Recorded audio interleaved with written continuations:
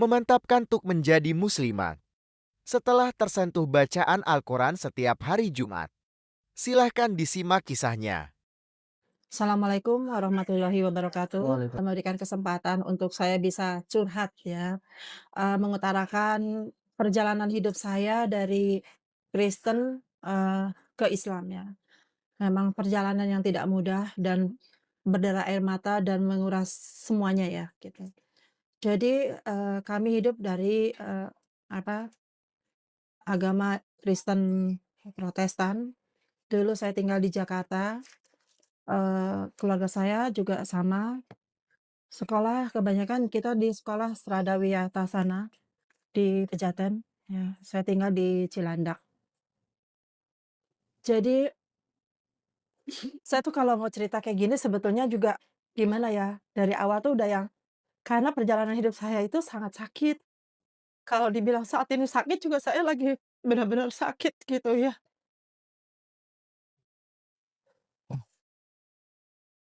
Saya memiliki 4 buah hati, saya sering mengalami KDRT, suami saya berasal dari Jogja. Dulu saya dipisahkan oleh buah hati ketika 3 anak itu dalam kondisi tidur saya dibuang di jalan tol di Bekasi. Untuk itu kenapa saya kalau lewat jalan tol agak trauma, karena saya ingat banget jam 3 pagi saya dibuang di bawah jembatan jalan tol. Saat itu saya masih menyusui anak umur 1,5 tahun. Masalah demi masalah memang hadir ketika dari pihak keluarga suami ikut tinggal di tempat saya. Jadi kami menafkahi keluarga dari di sana. Kebetulan keluarga saya kategorinya mungkin masih yang mampu saat itu ya. Lalu dari di situ saya dibuang di jalan itu, saya bingung saya nggak tahu kemana. Saya ditolong sama teman, akhirnya diberikan tempat tinggal. Lama saya akhirnya bekerja, bisa dapat pekerjaan, saya ditugaskan di berbagai wilayah Indonesia ya, Makassar, Manado, semuanya gitu, fokus saya kerja. Saat itu karena saya pengen ketemu anak saya. Sempat saya teriak, waktu itu masih Kristen, saya bilang, "Tuhan kembalikan suami dan anak-anak saya, kembalikan mereka ya Tuhan." Tapi setiap di gereja selalu bilang, "Ibu yang berbaju merah, ibu yang berbaju putih, ibu yang ini yang sedang berbeban berat." Saya tahu beban ibu berat gitu kan. Saya tahu ibu memiliki masalah yang berat. Ibu jangan takut, Tuhan selalu ada di dalam hidup ibu. Saya bilang, "Tuhan, jika memang Engkau tahu beban saya, kembalikan mereka semua." Dan saya bisa ketemu sama yang paling kecil dulu yang masih nyusu, yang saya tuh inget banget ketika saya lagi nyusuin saya diem-diem, kepergok. Waktu itu saya di Strada Tasana Pejaten, lagi nyusuin, ketahuan langsung diambil. "Mama mama," gitu. Kakak ipar saya bilang, "Itu bukan mama kamu, bajingan kamu," katanya gitu kan.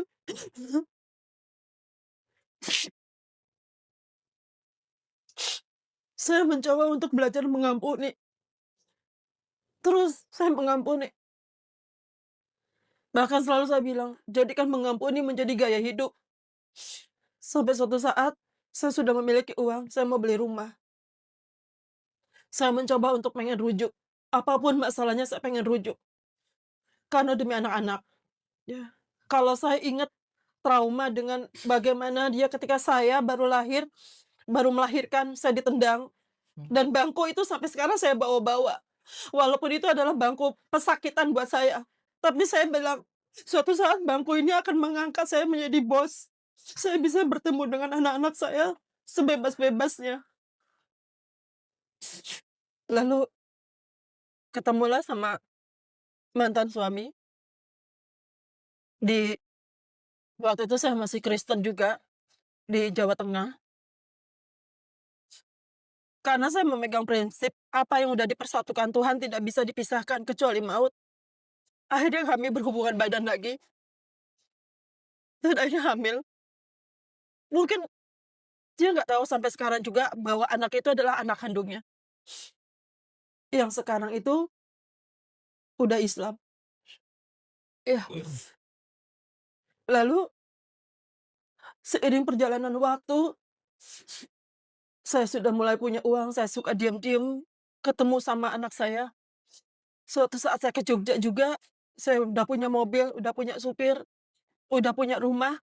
Waktu itu saya ketemulah sama anak, karena saya udah punya uang, ketemu sama dia, ya. Tapi di situ sifatnya tidak berubah. Yang tadinya saya pengen, ya udah saya kembali gitu kan, demi anak-anak. Sampai anak saya yang paling kecil itu teriak, "Ini mamaku cantik kan, mamaku masih hidup," gitu kan. Karena dia bilang bahwa mamanya udah meninggal. Itu anak saya yang ketiga, yang sekarang ini jadi atlet PBSI. Seiring waktu, saya orangnya gampang percaya, semuanya, rumah ditipu, mobil juga sampai sekarang nggak tahu ke mana. Sama si Lalu sama siapa itu? iya, saya beli rumah, nggak taunya rumah itu dipalsukan, ya, itu hasil uang saya kerja, ditugasin ke Manado, ke Makassar waktu itu kan. Dan saya memang di rumah itu menampung, asisten rumah tangga untuk merawat anak saya. Di perjalanan itu, saya ada kenalan seorang dokter, yang dulu itu adalah dokter pribadi untuk ayah saya. Memang di antara keluarga saya memiliki 6 saudara, yang paling care dengan keluarga itu adalah saya. Yang kalau diminta bantuan apa-apa itu memang saya yang paling gampang. Suatu saat, eee, dia juga nggak tahu kalau saya sudah single parent. Dulu sempat yang surat nikah itu semuanya masih di, kantor kantor kejaksaan Pengadilan Agama Jakarta Selatan. Punya saya itu semuanya masih di situ, karena dulu tuh katanya harus nebus 5 jutaan. Saya nggak punya uang. Akhirnya saya cerita sama teman saya yang kebetulan alhamdulillah bahwa suaminya itu adalah hakim di situ. Semua gratis, saya tidak mengeluarkan uang sepeser pun, surat cerai bisa keluar. Seiring waktu, saya menikah siri dengan seorang dokter. Dengan seorang dokter, dan kehidupan kami itu kalau dibilang langgeng, nggak langgeng, karena dia ternyata, eee, sudah ada istri juga. Dulu waktu menikah karena dokter itu Islam, ya, dia bilang, eee, "Kalau memang mau menikah, kita nikahnya secara Islam ya, mengucap 2 kalimat syahadat." "Iya, tapi aku mau tetap Kristen ya," saya bilang kayak gitu. "Iya, nggak apa-apa, nanti tetap ke gereja." Saya kebetulan ke gereja Betani Salatiga, di situ. Di situ saya, eee, masih Kristen, masih sekolah, putri saya juga sekolah di Satya Wacana, dari TK, SD, sekarang, terakhir itu SD kelas 4 ya, dari mulai playgroup. Lalu dari di situ tuh, saya masih ke gereja terus, ke gereja, seiring waktu berjalan, dulu itu saya punya punya usaha dengan suami yang siri ini, sunat, jemput bola. Kebetulan saya punya berteman dengan namanya Dokter Adil. Beliau itu yang selalu menjadi,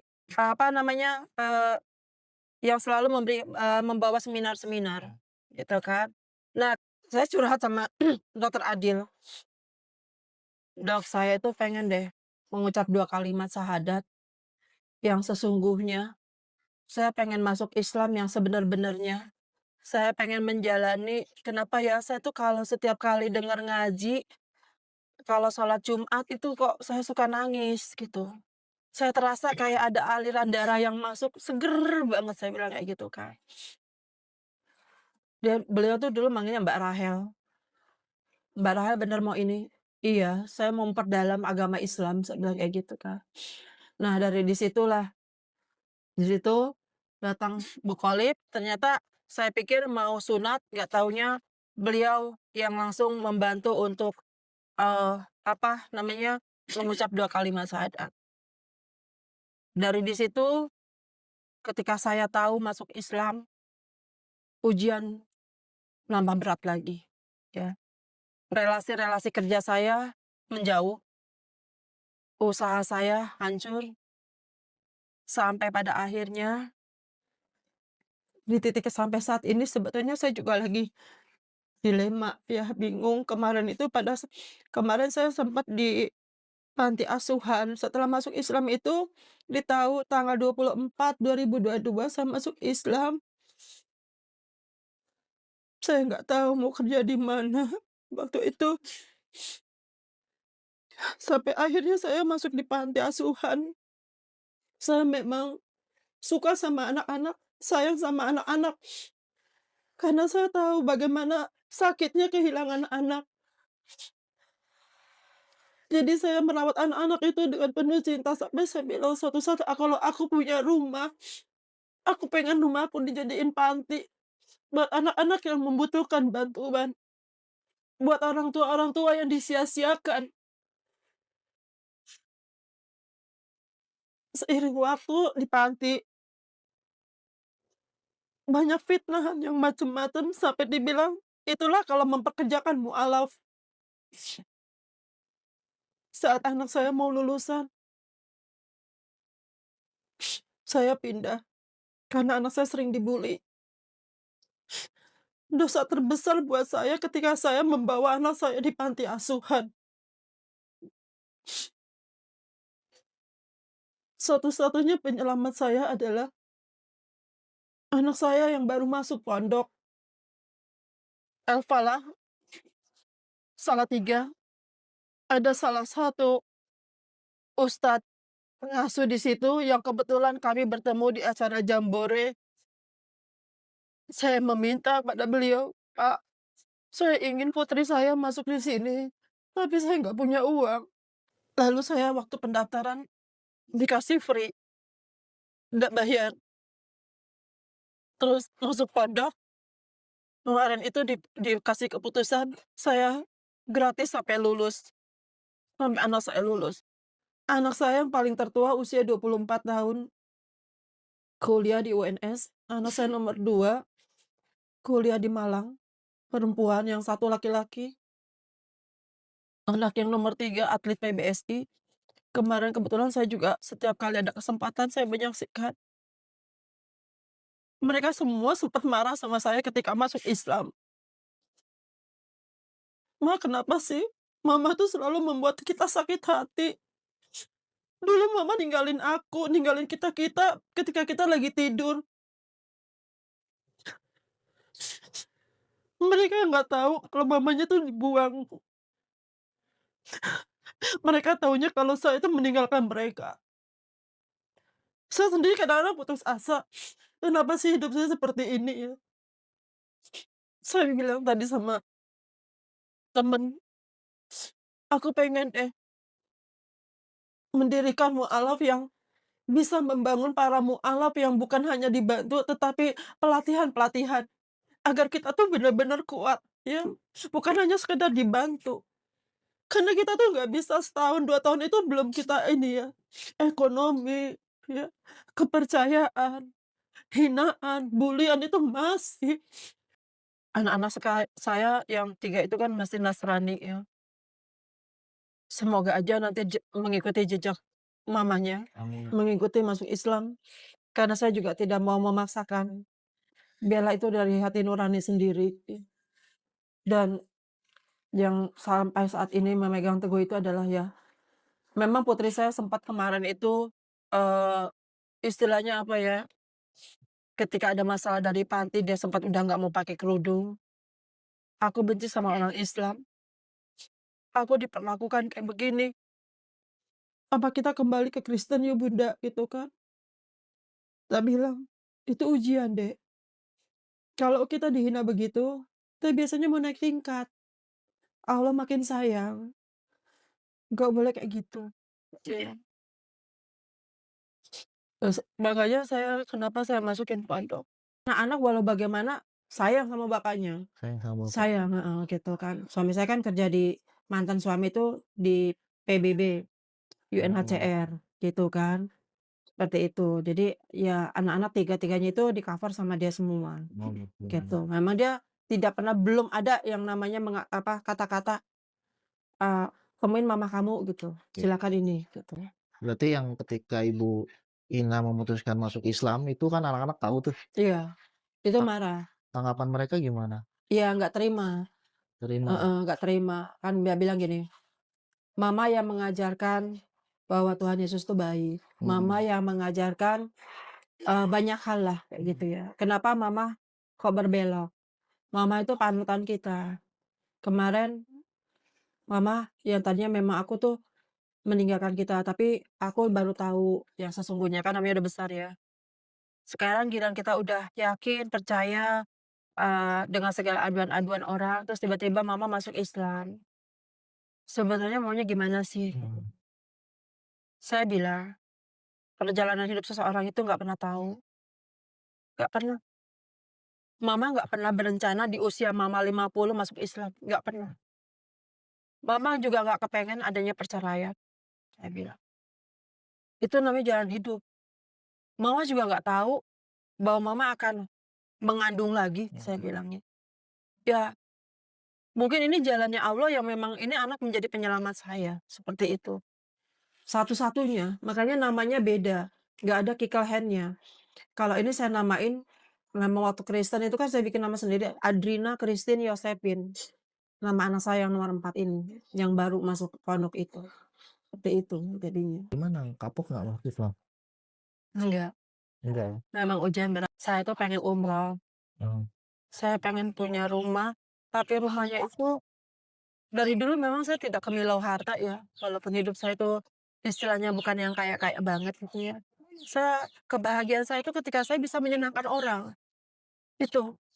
Jadi dulu di Jawa Tengah juga saya kerja pontang-panting itu, saya ngontrak rumah, saya menghidupi rewang saya yang merawat anak saya cuma satu. Rewang saya itu anaknya 3, suaminya nganggur dulu tinggal di rumah saya. Saya yang fasilitasi semua.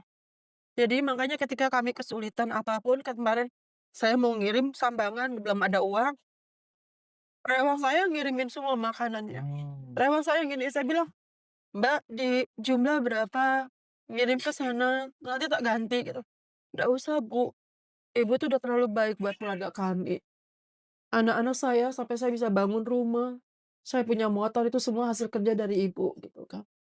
Padahal saya sendiri nggak pernah merasa gitu ya, maksudnya nggak merasa saya memberikan sesuatu, karena pikir saya cuman, ya Mbak kerja karena merawat anak saya. Mhm.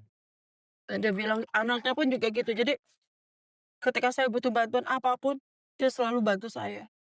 Dan sekampung itu sampai dikenal gitu namanya di kampung, apa namanya, Gedangan itu, Mmm. dulu dikenal mamanya Christine, gitu. Oke. Nggak nyesel ya setelah banyak ujian ini masuk Iya, Islam? iya harapan saya semoga saya semakin istiqomah ya. Amin.